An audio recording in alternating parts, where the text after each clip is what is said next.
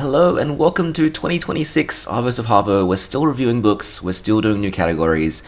This is now the 5th year that I'm making these videos, and so far it's almost 400 books in total that have been reviewed.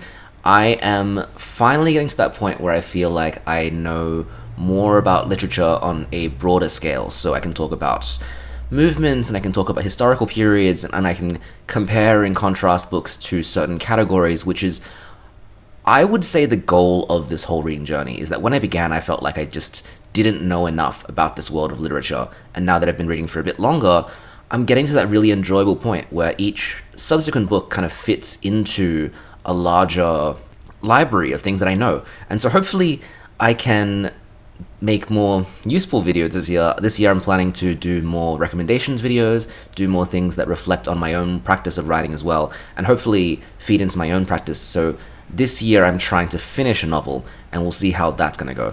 But we are still going to look at 7 categories of books. Each year I pick out 7 categories, and I read one book of each category each month.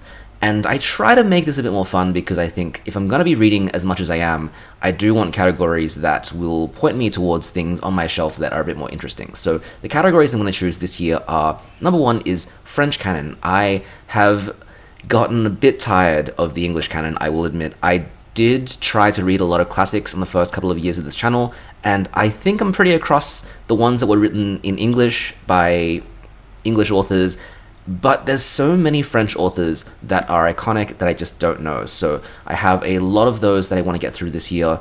Unfortunately, mostly men. If there are more female authors that are part of the French canon, I'd be curious to hear, because right now I've just got Ernaux, who I'm going to talk about today, and I've got George Sand, but I'm not too sure who else should be on my radar as well.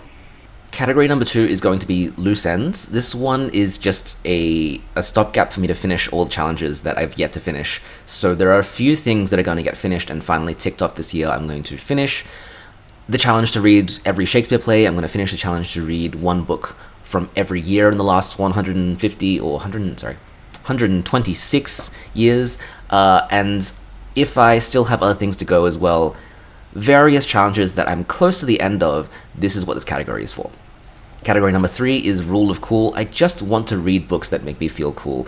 This may be a bit performative, this may not. I don't really know what it's going to look like so far, but I am also excited to just go to bookstores and grab things off shelves and think, hey, this is a cool concept, or this is a cool idea, or this is a direction that I haven't read before and I just want to know more about it. Category number 4 is 2 timelines. So the novel concept that I'm working on at the moment has a present timeline and a past timeline, and I want to read lots of examples of authors using multiple timelines or comparing or having parallel timelines in order to see how they do pacing and to keep that interesting, because I do like this idea of a character living their life in the present tense but discovering a past that they are intruding on or just a party to.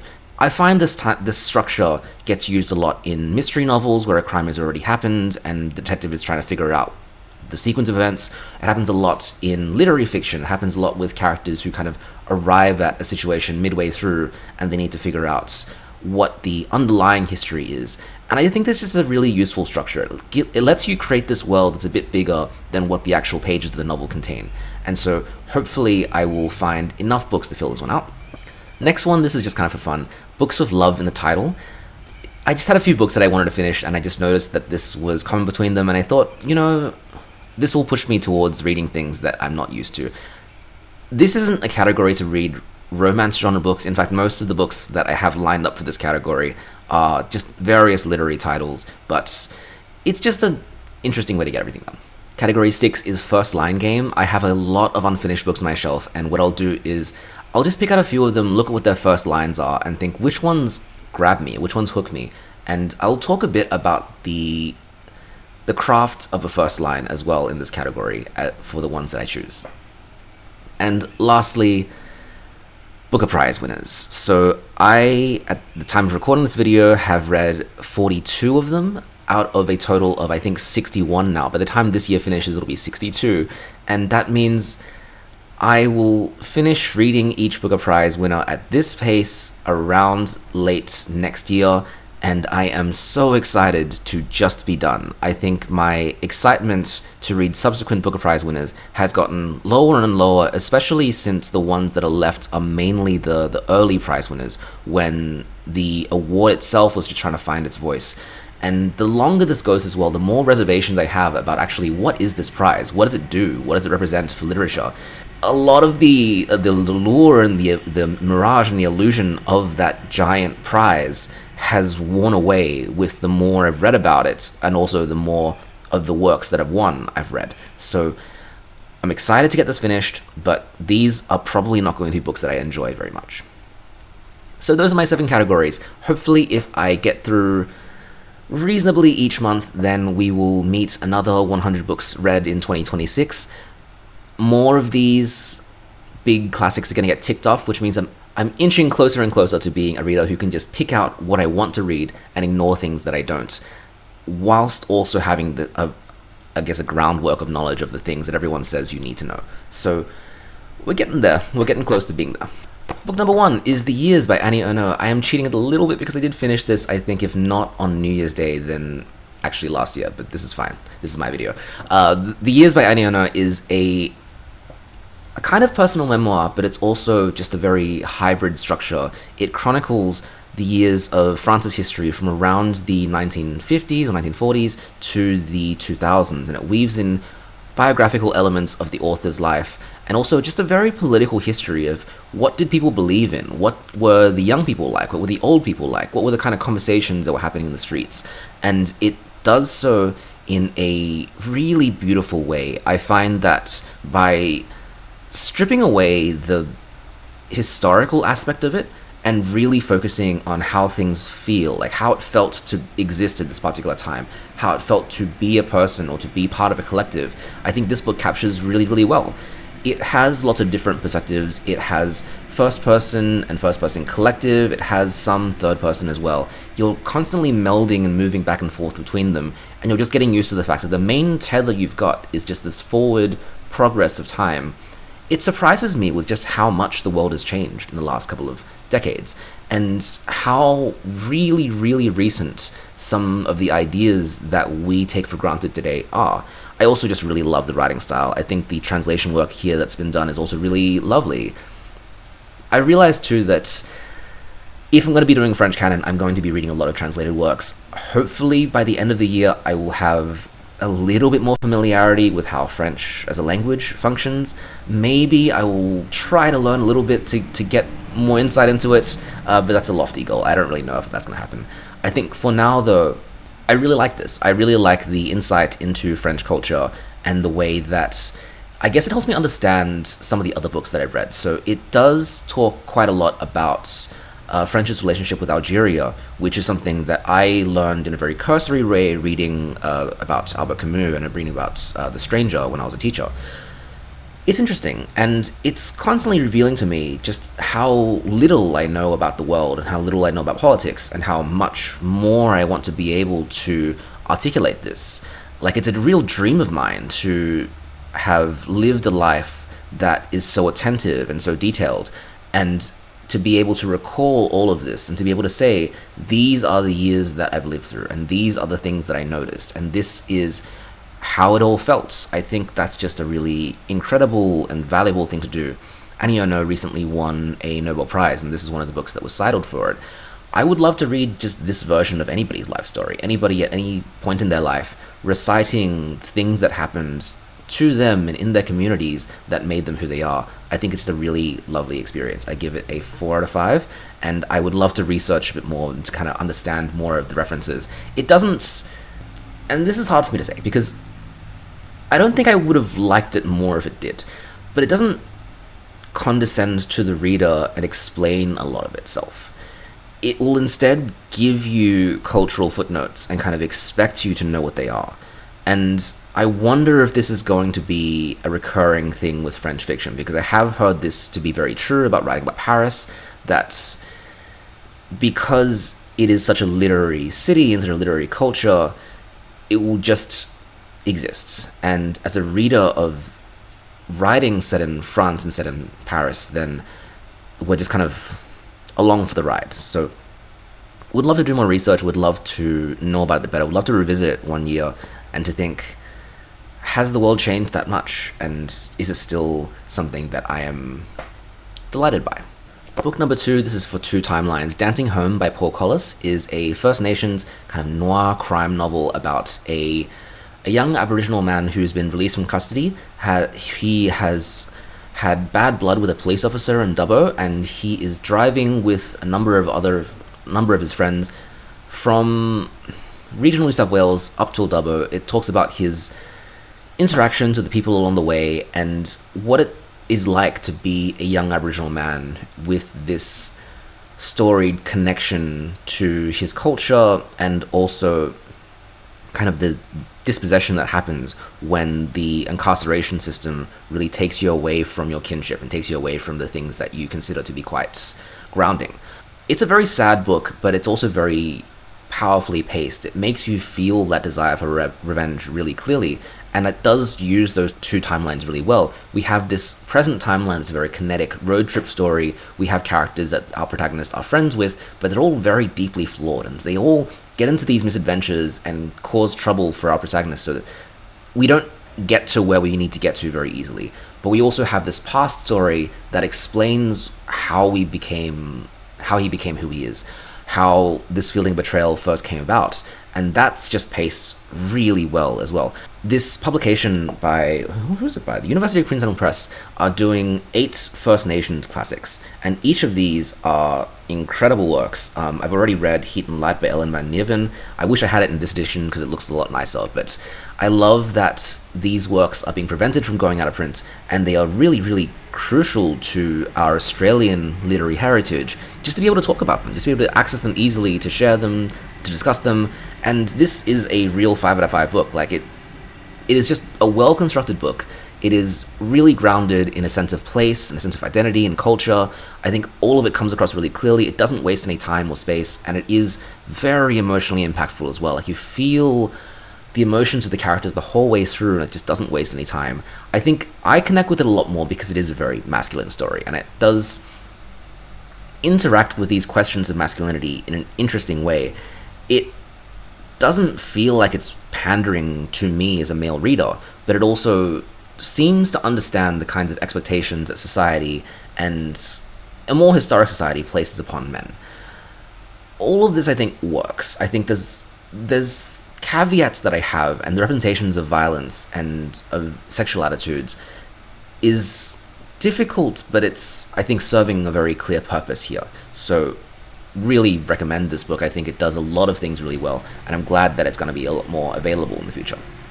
Rule of Cool, Memoirs of a Polar Bear by Yoko Tawada. This is a book that I bought in Melbourne. Actually, the last 3 were all bought in Melbourne, and they're all variously cool. So what does that say about Sydney bookstores? This one was thrifted, and it's from a Japanese-born writer who works in Germany. And so her works are translated from German. This is about 3 generations of polar bears that perform in various circus environments, and it is about the desire of each polar bear to try and represent their life in some way, to talk about their role as a performer, as a person that's kind of, or a bear, that's kind of subservient to humanity, that's following the orders of someone else, despite the fact that as a bear they're a lot stronger, they're a lot more powerful, and a lot more fearsome than a human being. And it's a magic realist text that works in the best possible way that magical realism works, in that it's just not a clear-cut explanation of what it's trying to do. Like, when I read this book, I feel like it's a very political representation of labor relations, so of bosses and employees, of masters and servants, of individuals who have power over another and can control one another, but still also have this conversing relationship with one another. Like, your boss still talks to you, your boss might be friends with you, but at the end of the day, they can give you an order, you have to do it. I find that's the dynamic that occurs with these bears, is that they are performers, and they are cheered and celebrated for what they do, and they're cared for by the people that run their circuses and shows as well, but they are also, they don't necessarily have their own agency. They are rewarded if they function the way that their masters want them to function. And that's a really conflicting topic.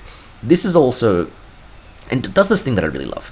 When it's a generational story, it connects with the actual history of the years that it's talking about. So it begins with references to the Soviet Union, and it talks about the division between West and East Berlin, and then it moves towards this more internet-based, globalized news structure in the last section for each generation.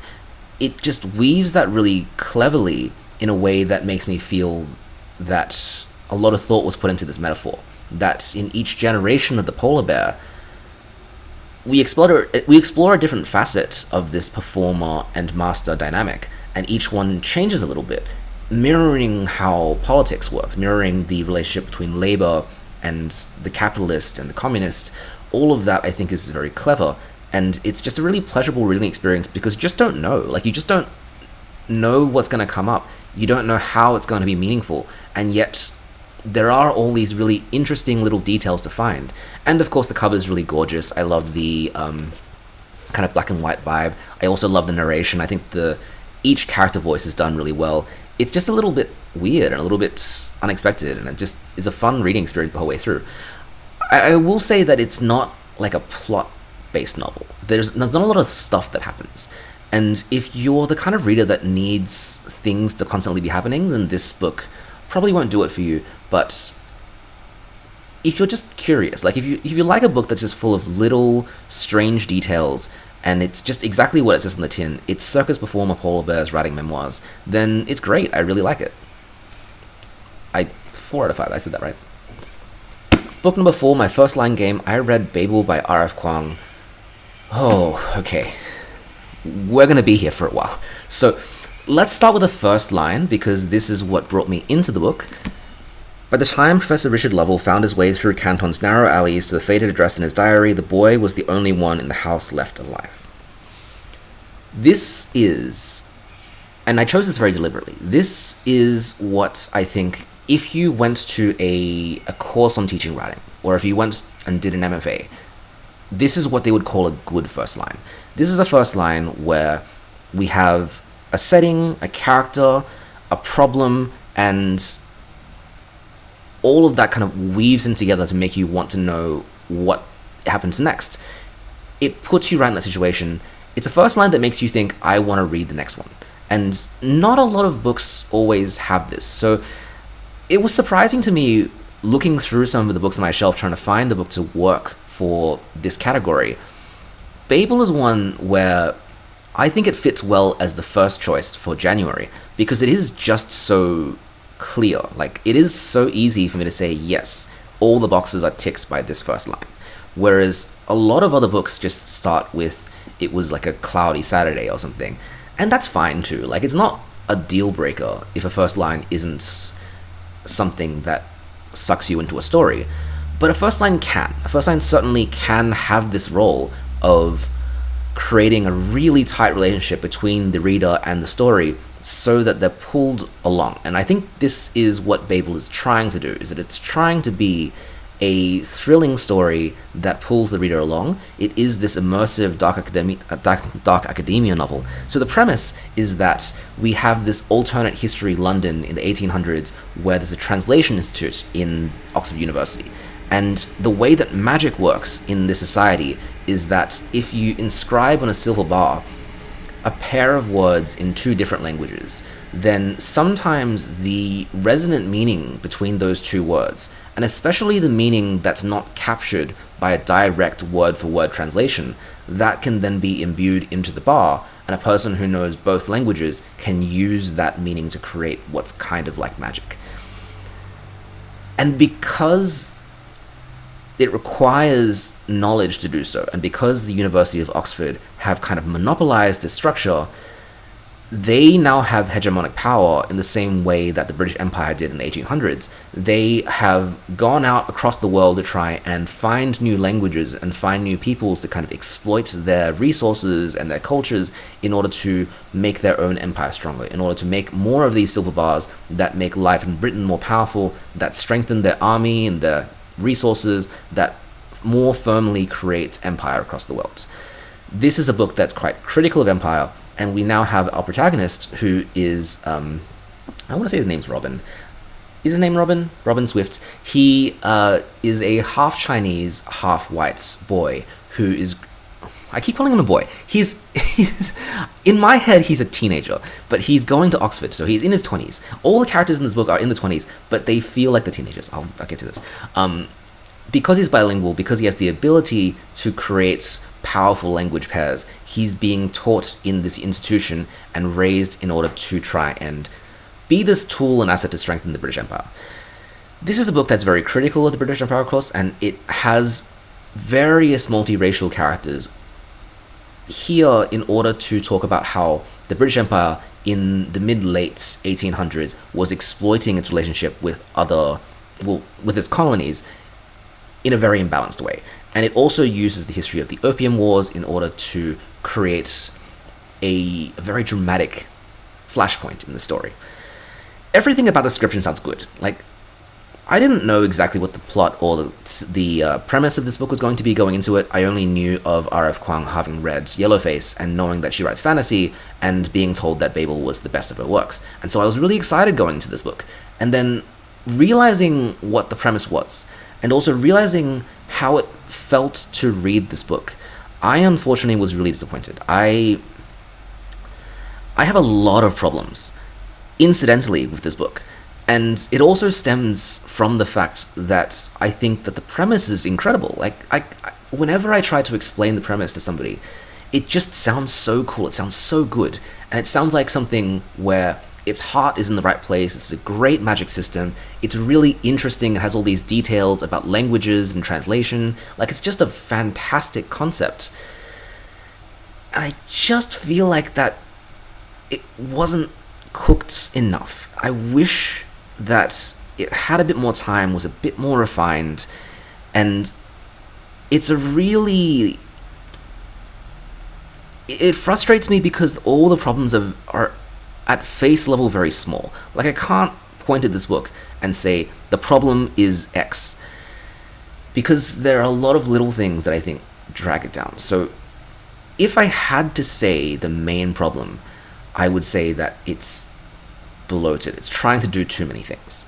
I think that the biggest reference point for this book, for me at least, is The Secret History, because these two are both kind of murder mystery-y, kind of thriller novels about language and about literary and educational institutions. But whereas The Secret History has this really tight-knit group of students, it has its main theme about social class and class difference, and it doesn't really do very much about topics of race and topics of gender and topics of empire across the world. Babel, meanwhile, has fantastical elements, historical elements. It has characters of all different nationalities and backgrounds. It has so many languages in it. It has primarily English and Mandarin, Cantonese, but it also has Sanskrit and Haitian Creole. It has Japanese. It has just everything under the sun. It's too much. It's just trying to do too many things. And I find the issues that I have with it stem from wishing there was more. I wish there were more scenes set in China. I wish there was more detail to the growing up of Robin from being this Chinese kid being brought to England. I wish that the representations of racism weren't like individual racist situations, but actually a more pervasive feeling across the novel. I wish that Oxford life was more detailed than just a few parties and a few classes. I wish a lot more things. I wish this was a series. I wish it had more time to really be immersive and really be deep. Because despite the fact that this is a huge novel, like it's like a 500-page novel, it's so heavy. I hated carrying it around because it just felt so silly. It's also just not efficient. It's not... The way the prose is done is a bit repetitive. It will show you a scene and then tell you how the characters felt about that particular scene. It will use footnotes in order to give historical allusions and historical background as well, when I think there was definitely a way to write these sentences and to cut out the chaff and to make it a lot more direct. And in order to do that, I do think that you need to give the reader a bit of trust. You need to give the reader a bit of grace and say, they will join the dots. They will figure things out. I'm going to give you a phrase that's not translated, or I'm going to lay some breadcrumbs in this mystery. You're not going to know who this character is. You're not going to know what's about to happen, and that's fine. Whereas I think most of the plot points in this book feel like they're a bit too telegraphed. You know what's about to happen because Robin says, I want this to happen, or this is how I feel about right now. This is what I think is going to happen. Here are my fears and my anxieties, and that's kind of the direction the plot goes. He also transforms quite a lot as a character. He has to think about the role of violence in his desire to rebel against Empire, and he has to make this big decision about whether he likes Babel and likes academia, or whether he wants to rebel against Empire. And all of this is like fine, but as somebody who has no dreams or aspirations of going to Oxford, like, I don't think that highly of the British educational system. Like, I'm sure it's fine, but I went to university here, and I studied courses, and I learned some things, and I also know that if I really wanted to know what I want to know, I can do my own research. I can just, I can enjoy my own life. I don't have a big lofty desire to go to Oxford, whereas I think this book kind of assumes that the audience does have some relationship with Oxford and British culture. They do, by default, like British culture, and they need their illusion to be shattered by discovering what the British people did. But I know what they did. They didn't do they did some bad stuff. So, yeah, I just wish it was stronger. And I feel so bad saying this. So, in my mind, this book gets a 2 out of 5. And I know that this is really, really low because on Goodreads and Storygraph and whatever you want to call it, it has like 4.3 or 4.4. People love this book. And I wonder if people are loving the idea of the book because, yes, its premise is great. And yes, it's really hard to describe it in a way that's negative without sounding like I'm being really critical. Like, I can say some characters a little bit hollow, and they are. Like, towards the end, there are some characters where I go, I don't know who you are, because there was no time introducing you. And I can say that the characters' transformations and arcs don't feel earned, because again, I think they are. I think there's just not enough time spent in each of the various spaces in this gigantic narrative. And I can say the dialogue feels a little bit childish, and I think it is because I wonder if there is an element to this book that was originally pitched at or intended towards a young adult audience, and then it was suddenly shifted to being a primarily adult book. Like, there are some gruesome things that happen here. I would say that if you're a teenager, don't read this. Well, actually, do I agree with that? I think it's fine for teenagers. I think it's very understandable. I think it's a very good introduction to anti-empire, post-colonial narrative. But I wish it was deeper. I wish it ran more with its premise. I wish it would surprise me at any point, but it just didn't succeed in doing that. And so, as much as I wanted to like it, as much as I really, really wanted to like it, I didn't, and the disappointment, I think, is what really stays with me. So, and also looping back to first lines, the first line of this book is not very consequential to the actual plot of it at all. I think if I was to write a book where the main draw is a character going to Oxford and having to make a decision about whether they like university life and like studying and like the parties, but have to live with the consequences of an institution like that existing, if the choice, or if the setting, or if the time period, or if anything was the draw of this book, I think that should be the first line. If the main part of the book is magic, then magic should be part of the first line. If the main part of the book is, if the main point of the book is anti-empire, then a question about empire should be the first line. I think having this first line that is just this general mystery about a boy in a house where everyone else is dead, yes, it makes me want to read more, but it's almost like a bait and switch. I come back to it and I think it's fine, but it doesn't adhere or become cohesive with the work as a whole. And I think that there's lots of little points in this book where I feel very similar. Is like, yes, it's a fine chapter. Yes, it's a fine point. Yes, it's an interesting thing, but the overarching work is a bit unwieldy. Apologies if you love this book, by the way. There are a lot of good things about it. I just wish it was better. For loose ends, so I have chosen a book that's from one of the fake BBC 100 list, which I'm very close to finishing. There are 100 books on that list that was just a random Facebook copy-paste that was the very beginning of my reading journey. and I just decided I want to tick them all off. One of the ones that I haven't yet is Far From the Madding Crowd by Thomas Hardy. So there are 3 Thomas Hardy novels on that list. There's Jude the Obscure, Test of the D'Urbervilles, and Far From the Madding Crowd. Thomas Hardy is an author that we don't really talk about nowadays unless you study him for school, and even in school settings, it's not very common to study him anymore. He writes these big, long novels about provincial life, and he is very much a moralist. He wants to write about characters experiencing the consequences of their actions. And having read Jude the Obscure, which is a book where incredibly bad, sad things happen to characters because they make really bad, sad life choices. Far From the Madding Crowd, just from the title alone, and just from the fact that it's one of his earlier works, and from the fact that it is being described as a romance, like there's films adapted that seem like they're romances, I was hoping that Thomas Hardy would chill the hell out just a little bit and actually write a book that's enjoyable. And Far From the Madding Crowd is, well, it's a Thomas Hardy novel. It's another book about characters that suffer consequences from their vices. Here it's because they can't control their emotions and because they're too deeply in love and love the idea, like idealize the idea of a romantic relationship and of marriage, that we end up in this 3-way love story. Not a triangle, but 3 men end up in love with a woman named Bathsheba. First of all, the woman's named Bathsheba. That's the name of the woman who tempted King David in, like, the book of Samuel, who was bathing on the roof and caused him to commit adultery or whatever. If you name a character with that much symbolic significance, the reader's going to think some things. And I think that's what's happening here, is that Thomas Hardy really wants us to think about this idea of romantic desire in relationships. He wants us to look at these characters that fall head over heels with this woman named Bathsheba and think, is romantic desire good?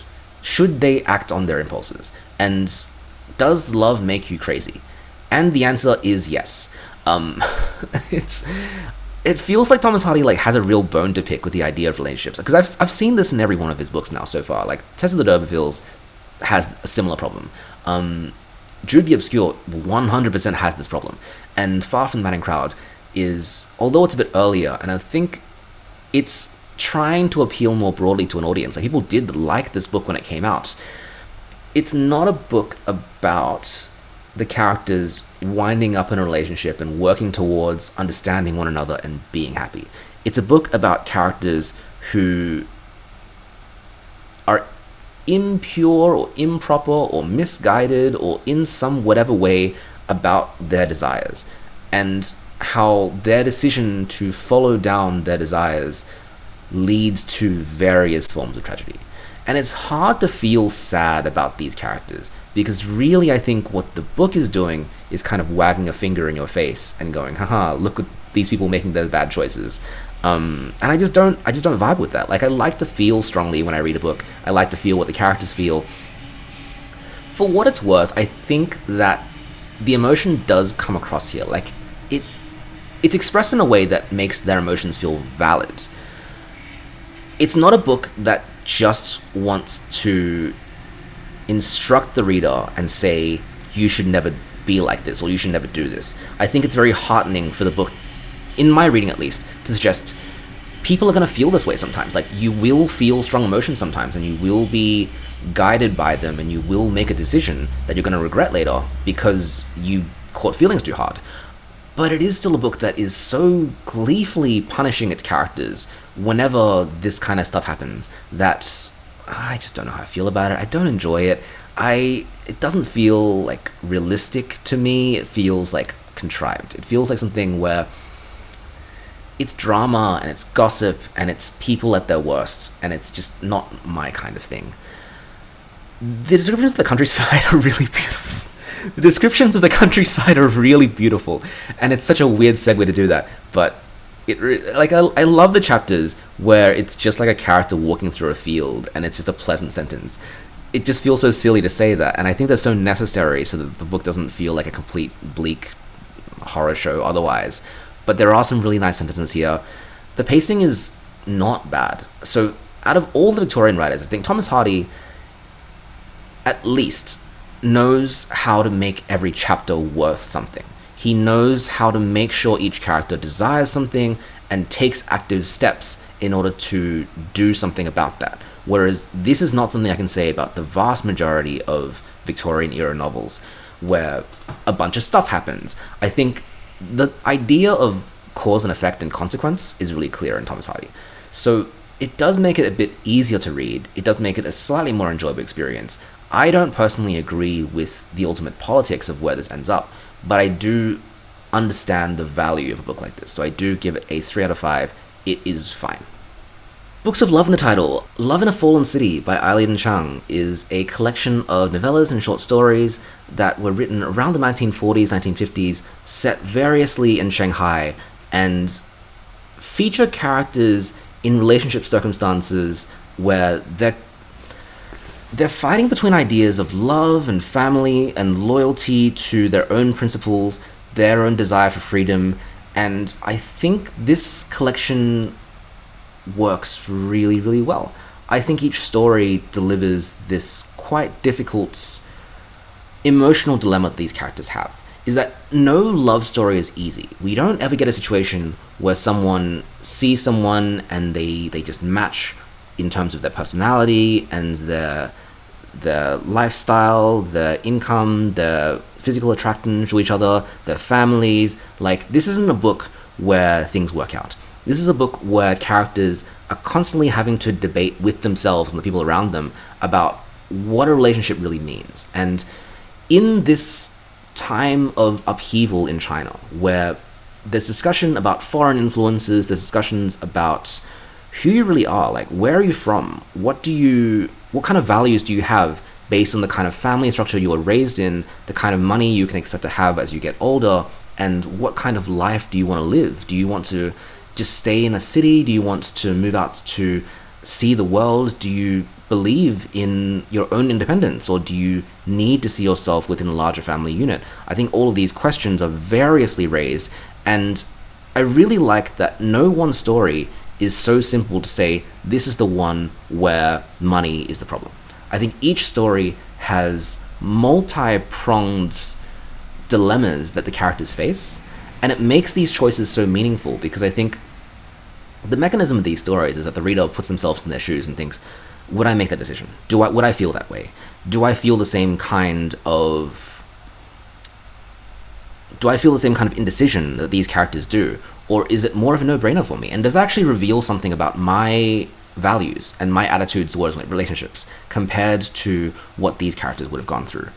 And amidst all of this, I think you get these moments of just really passionate emotion. And I think that's what makes these stories work so well for me, is that sometimes a feeling will override this logical processing. And that's an additional thing that all these characters need to take into account. So my favorite story of this collection is Red Rose, White Rose. And I think this is it's one of the most mechanical stories of this collection, because I think it's so clearly a story where one character needs to choose between two options. And each option is kind of laid out, but still, there's no good choice. There's no situation where the story or the author or the characters or anything makes it clear that this is better than the other. It's just much more about the difficulties of relationships in an environment like this, where everyone's got their own priorities, everyone's got their own desires, everyone has things that make them really desirable and things that make them, I don't want to say a liability, but someone that would be very difficult to love. And I think reading a story like this and reflecting on one's own experiences, and also recognizing, for me as a Chinese person, that these are questions that my family would have had to go through, that my friends' families would have had to go through, that this is kind of what life might have been like at the time. And also to have a book that is so popular and so well known as this classic of Chinese literature across the world. I really like it. I really do. I give it a 4 out of 5. I think that there are some stories that are a bit more difficult than others in here, but overall I really enjoyed it. I don't think I fault this book for not being hopeful, because it's not a book that gives you happiness in any way. It is a book that gives you a lot of sadness, because there are stories that, if not outright tragic endings than at least have kind of bitter or dissatisfying endings, have endings that leave the reader feeling like poetic justice was not served. I think sometimes that's necessary. And I also think that in that particular historical period, like in the 1940s, no one's writing or enjoying or reading happy stories. So that's fine. But yeah, how do I feel about these stories? Like, do I lift them up and do I identify with them? Do I say these are my favorite in the world? I don't feel that way. And maybe that's where the 4 out of 5 comes from. And lastly, my Booker Prize winner, Old Devils by Kingsley is a novel that's not very well known, and if you look it up, I think the main thing people know it for is being the book that won in spite of The Handmaid's Tale. So this book is an award snubber, and I think it gets this reputation of being an award snubber because The Handmaid's Tale has continued to be so pervasive and has continued to be so culturally relevant for the next, couple of decades, whereas The Old Devils, I think it's very much of its time and place. I think even 2 or 3 years after, you would never buy this, you would never read this. And to think of the Booker Prize as a institution that will take one book per year and elevate it up and make it valuable to the point that someone like me, some jerk on the internet, will go and try to read them all. What is the value of giving that award to a book like The Old Devils? Are we commemorating a book that captures exactly what life felt like at a particular time and place? Are we picking the book that we predict is going to be the cultural shifter or mover? Are we choosing something that's unlikely to be remembered and saying, no, attention should be paid to this? With a book like The Old Devils, I think that... Well, actually, I don't know. I think that the early years of the Booker Prize, and The Old Devils is not an early winner, but it is, I think, within the first 20, maybe the first 30 years of the prize's inception. The Old Devils is very much about England, and England's relationship with Wales. It's set in Wales, and it is about a few older individuals who have this habit of going to a bar or getting drunk all the time. And they just have these kind of fluffy conversations about Welsh culture, what it means to be Welsh. Should we use Welsh words, preserve the language, discuss a Welsh author that's a very thinly veiled Dylan Thomas. They call him Bryden. He writes poems, but in English. And what's English culture? What's Welsh culture? What's all of this? And also, how's everyone's lives going? How's everyone's wives going? How's everyone's kids going? It's just kind of pub banter. You can imagine walking into a pub in the 1980s or 70s and just seeing those old dudes in the corner drinking their drinks and having this chat and just listening to how they talk and understanding the kind of little quiet sadness and beauty that arises from that. It's gentle. It's not a book that has a lot of big dramatic moments in it. Something does happen, but even then, it's a realistic novel. It's a novel that I would say is particularly in the realm of realism, in that it doesn't want to be a story. It doesn't want you to feel like you're reading a novel. Instead, it wants you to feel like you're kind of this fly on the wall, experiencing this moment of time in life. And it's not one where there's a really lavish or notable writing style. It's one where really just the dialogue and the characters come through. We start to recognize these people for who they are. We recognize their past and their history, the people that they're currently married to, and the relationships they had in the past. And at its core, the inciting incident is just this minor-ish celebrity. He's this writer, TV producer guy named Alun and his wife Rhiannon. They have left Wales and then come back, and so they rejoin this group of old men, and everyone's kind of shook by their relationship to him, what he says about wider Welsh culture in general. And I don't know a lot about Welsh culture. This is, I think, maybe the second or third Welsh book that I read, maybe the third or fourth.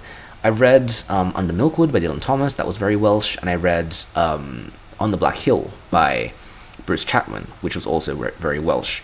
And each of those books, I think, has this common through line of just being very ordinary, being normal people doing normal things. This one fits in there as well. It's just not a very special book.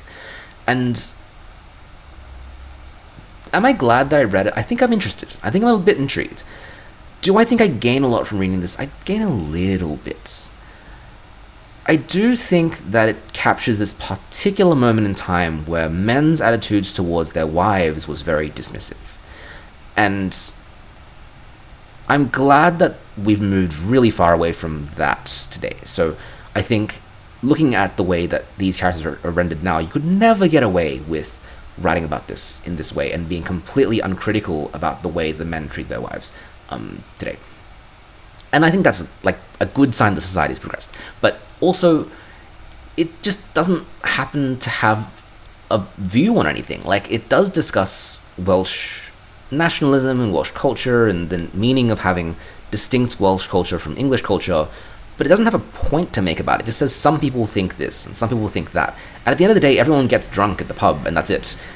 I found it really interesting the way that alcohol is almost this kind of safe haven for all of these men. It's a real safe space for them, because whenever they get to a conversation point or anything where they're like even the least bit uncomfortable, they can just be like, let's go to the pub and let's get some drinks, and that's it.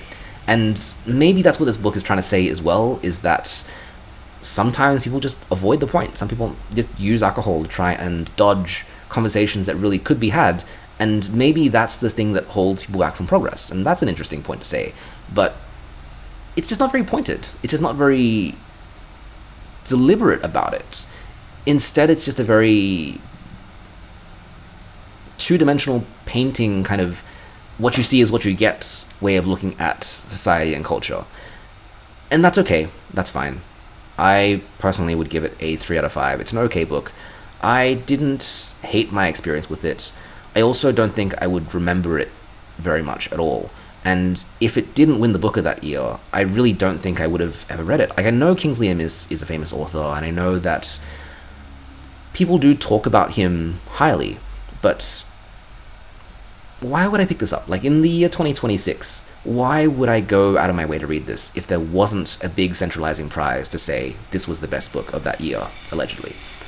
And do I like The Handmaid's Tale more? Yes, I do. What a terrible idea. Okay, so those are my books of January. Thank you for joining. I will be doing Book a Day in February, so slightly different content then, but I am actually so excited. This is the 4th year I'm doing Book a Day, and I'm looking forward to it because this time I know what it's going to feel like, and I know I've done it a number of times in the past, and I know I can finish it. And also the books I've selected for myself, I've actually been looking forward to read for months and months. So this is going to be great. I actually feel really good about all of this. Thank you for joining. I'm also liking the categories that I chose for myself. So books of love in the title, books that make me feel cool, books that have 2 timelines. Like, they're all a bit different, and they don't force me into classics the way that I think my categories last year did. So yeah, it's going to be a good year, and I hope to have more positive reading experiences in the future months.